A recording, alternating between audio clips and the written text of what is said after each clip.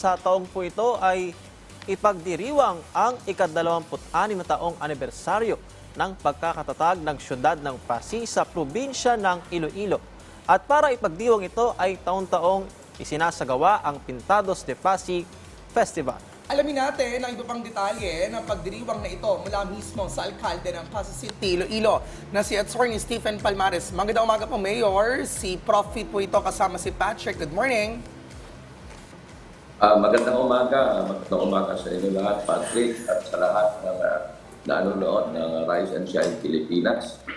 So, Mayor, ano po ba ang Pintados de Pasig Festival at ano yung kahulugan ng Pintados sa pangalan nito?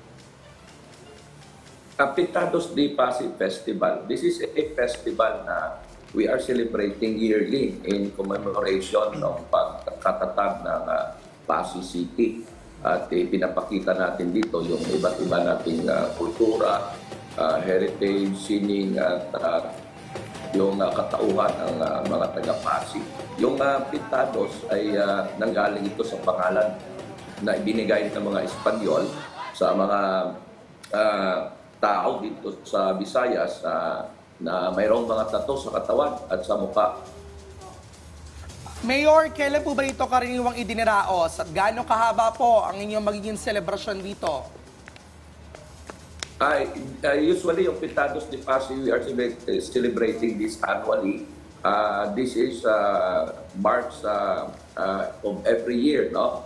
At this is a month-long celebration na ginagawa natin para maipakita natin yung iba't iba nating kultura at tradisyon dito sa City of Pasig. At saka this is also in celebration ng napirmahan yung City Hall namin last January of 1998 at niratipika no March 14, 1998, Patrick.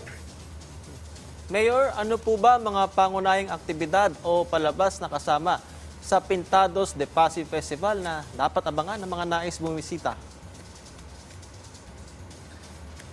Pinupuntahan dito yung iba't iba nating palabas, lalo na yung Karusa Parada, Pagwapo Carbaw, may tribe competition tayo, yung yearly din na sinasalihan ng Hanto community natin. We have Ginoong Pintados, Binibining Pintados, and we have prepared so much sports activities, laro ng lahi, dito sa City of Pasig. This is a month-long celebration ginagawa natin at daming tao yung napupunta dito sa only component city in the province of Iloilo, Patrick.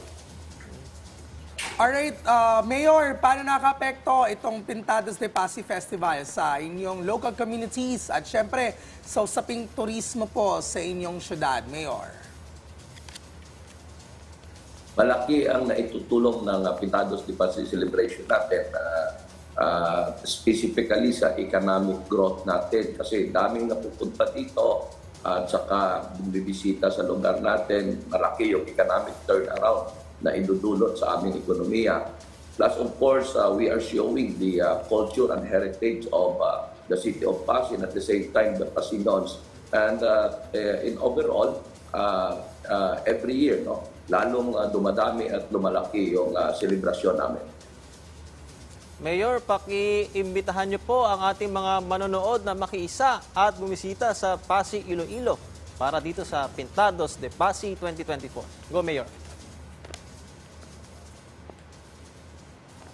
Sa lahat ng nanonood, sa lahat ng viewers natin dito sa Rise and Shine Pilipinas, this is Mayor Stephen Palmares of the City of Pasig, Iloilo. I am inviting everyone to visit Pasig City this coming March 11 to 17, and specifically March 17, the highlights of our festival, the celebration of the City of Pasig, Pintados de Pasig 2024.